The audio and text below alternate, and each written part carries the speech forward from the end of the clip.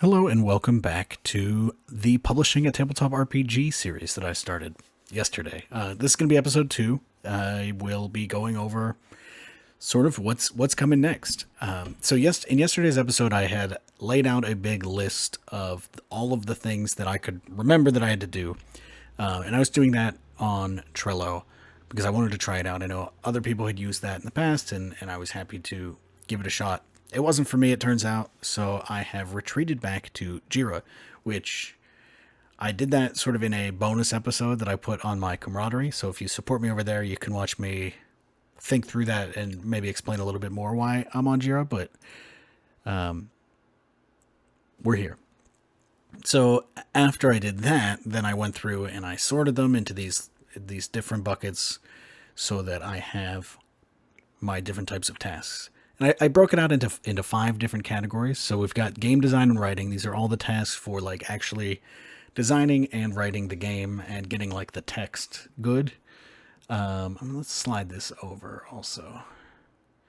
We've got product design. So that's taking that text and turning it into a product, turning it into the final book that you can hold in your hand eventually, and so can I. We've got the marketing, so that's once the product is designed, that's telling everybody what it is and why they should want it, and hopefully succeeding in that. We've got the logistics. Now people have bought it. People have ordered it. People have backed it on Kickstarter. I have the money to make it a reality. How do I do that? So that's choosing a printer and getting quotes and then ordering a big print run. And then finally, we've got this bonus category, which is website. This is a sort of a personal goal of mine. I want to make a website for the game so that whenever you Google it, it goes right to this website. It'll tell you all about it. It can live past the Kickstarter. And also you can access the different play sets and play the game from there. And it can be useful in play. Both play sets, references, just stuff to make the game easier to play is what I want with the website. And easier to find if you're looking it up. There's in a perfect world, somebody, Google's murder mystery RPG and they come across that website and they're like, this is kind of cool. And then they buy my game. But yeah, anyway, let us look at what we have to do. So the game design and writing is kind of, these will all be happening in tandem, side by side. Some tasks from one category follow tasks from other categories, and then they go back and forth. Like the Kickstarter copy, all of the nice text on the Kickstarter that explains to, somebody just stumbling upon it, that will also go on the website. So writing the Kickstarter copy will flow into creating the website and back and forth until I have a block of marketing text that I think is worthwhile and really showcases it. We've got game design feeding into play testing, feeding into finalizing the rules. These 4, finalizing the playset structure, these are just sort of swimming back and forth across each other until finally they're ready for editing. We've got the product design stuff is a little more self-contained. It's a little more kind of, this is what I need to make the final product, so I need this other stuff to do it. But once I'm in these zones, they're self-contained, except for, like the cover art, the interior art. Those are going to play into writing the Kickstarter and making the Kickstarter look good. So that's kind of what's in front of me. And these are all topics that you could probably expect to see moving forward in videos, because if I'm going to document this process and if I have to do all this crap, well, then you'll see me at least trying to do all of it. I won't necessarily, I don't know. We'll see. I'm still, figuring out how to document it.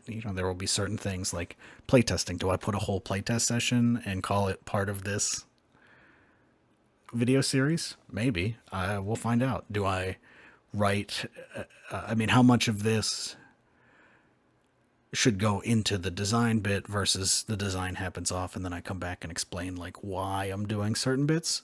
I'm not sure. And I think that will crystallize as we move on, because I do want this to be primarily about publishing, but when you're publishing your own game like this, the design and all of that stuff is very. I don't know if you can hear this cat, but she's not happy that I've left the room she was in. Anyway, the design is very much enmeshed in the publishing, so it's going to have to come up. And we're talking about it. And so that is kind of what the first thing I need to do is finish this base game design. If I can finish that, the rest of this gets a lot easier. If I can have a finished game with finished rules and maybe even it's edited. Yeah. So what I want to do is then start looking at what, hang on, let me pull up the window that I'm trying to pull up. I want to look at what bits of design still need to be done. And so to do that,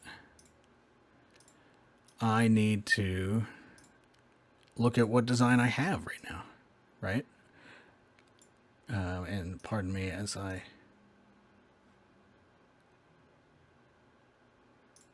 Yeah, perfect. I need to figure out what needs to be done and what... Great. Okay, now I have both on the screen. What is lacking in the design, the holes there that I know that are in my head but aren't in the document yet. So to the left here, I have my manuscript, the current version of the game, and to the right is my Jira task. So I've started outlining this, but I don't think this is exactly what I want to do. I think I want to instead list out things that still need to be done. So holes in it and things that need to be changed in the design itself, not necessarily in the writing. And so I'm just going to go through and think through that. Hello, welcome back. I cut myself off there. I did continue in that recording session and went through my doc and pulled things out that I know I need to do in terms of the design. If you want to see that, that's really into the weeds of the design itself. So I kind of figure it's a little bit, it's obviously linked with the publishing concept, but I do want to keep these main videos more broad, more applicable, more, you know, this is what you should be looking for. Not should be, but these are the things that I look to try to do before I consider text complete, before I consider a design complete. So if you want to see me working through that in real time, you can head over to camaraderie.co/Adam E. Bell. But here I'll just give you the summary, right? So these are all bits of design that I need to do. And a lot of it concerns sort of stripping things back, simplifying things, adding things where it feels like there needs to be a little bit more structure. So yeah, we can go through it. Clean up the rules for the journal. The journal is sort of the main central board where all of the suspects and clues of our murder mystery are stored. It's sort of conceptually supposed to be the detective taking notes and recording the linkages between everything.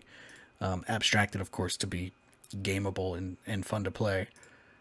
And one of the specific things you could see me really having a not quite spire-like, but really having a time trying to think about a specific edge case that occurs if the cards don't cooperate in the way that I want them to. So if a certain segment of the game drags on too long, you might end up running out of space. So I just want to include some guidance for that because it should not happen very often, but it will happen at least once if this game gets played 100 times or whatever. I want to add a detective creation step. So an important part of Golden Age murder mysteries is the detective as a character. So Hercule Poirot, Dr. Gideon Fell, Kosuke Kindaichi, like these are all characters. You go to read an Agatha Christie book, some of the Agatha Christie books, because you want Poirot to be there. You go to read a John Dixon Carr book because you want to read, like, what is Gideon Fell up to? I know him from these other books. I like the way he acts. And they're all very, like, quirky people, very odd people. They have specific tendencies and whatnot. And so I want to bake that into the game a little bit because the game does work without that. I've played it where, like, when the murder happens, somebody becomes the detective. And I want to leave room for that because sometimes that's the fun bit. But I want to also make sure that it's like built in that that's a choice, that whenever you get to that point, you have made the choice to not have a specific detective, or you've made the choice that, like, yes, we're excited to see our version of Hercule Poirot or Columbo to step onto the scene and describe things.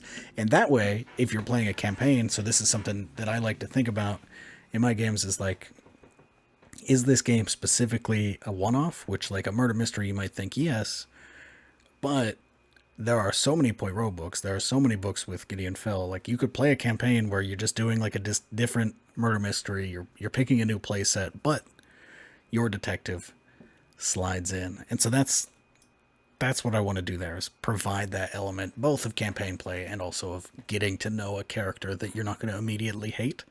Because a lot of murder mystery characters, it's like, well, anybody can die and anybody can be the killer. So by rule, a lot of them have to be at least a little bit villainous. Cool. The next, so then I went through the phases of the game. We got meet the suspects. That's when we're defining a bunch of characters. That's where the playset design comes in, specifically moving something out of that phase and into the next, and that plays a little bit into the edge case. I'm sort of designing the edge case out as much as I can. I want to make sure. I don't want to edit this right now, but I do keep clicking it. I want to make sure that the final step, that it's clear when you're moving on and like what you're doing when you move to the next bit. Because the next bit is the story begins. That is when you start setting scenes. So this is like playing the game in earnest. Until then, you were doing some setting, some table setting, creating characters. The story begins is like the meat of the game that leads up to the centerpiece of the game, which is the murder. So really the only thing changing there is, one, I'm moving those other bits to here to like shorten this segment up a little bit and get to the juicy part faster. And two, making a core part of that, which was at the bottom here, the table of contents. In the first version, there was this element of the game that was very fun but also got in the way, and so I'm making that optional. It's just another one of these things where, like, just because it's a good idea and just because it's fun doesn't need to go into the game as like a mandatory thing. And some rules can be optional, can be for people that want that specific flavor of play. And sometimes it's good to just rip it out, but in this case I wasn't quite ready to completely rip it out. So it's going to go in as like a, hey, before you play, decide if you want to name every chapter that you write. Decide if every scene needs a name, because, you know, that's just the way it is sometimes. In the books, sometimes in these books, sometimes you get like pithy chapter names of like, this person does this, or, you know, a pun. And sometimes you don't. Sometimes it's chapter 2. So choose what kind of book you're having.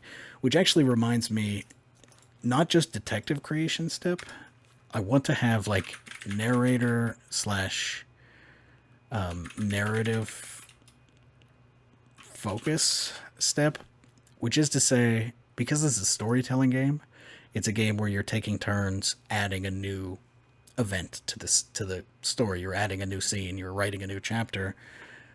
Some of these books, and some books in general, this isn't just true for murder mysteries, have a specific narrator, so you only see things through one person's eyes. Some are more omniscient, you know, first person, third person. I think it would be fun to lean into that a little bit more than I already do, because it can help players like really get a feel for what the chapters they're writing. If you decide to have a specific narrator so everything's through their eyes, it becomes a lot easier to write scenes, because the that narrator, you know, is going to be in the scene. It's like built-in scene setting, which I think is interesting. Anyway, continuing on, the pieces in place for murder. This is where the murder happens, and then you add a bunch of scenes from the crime scene. I just want to rename it the pieces in place for murder, like it's a fun heading, but it kind of sucks.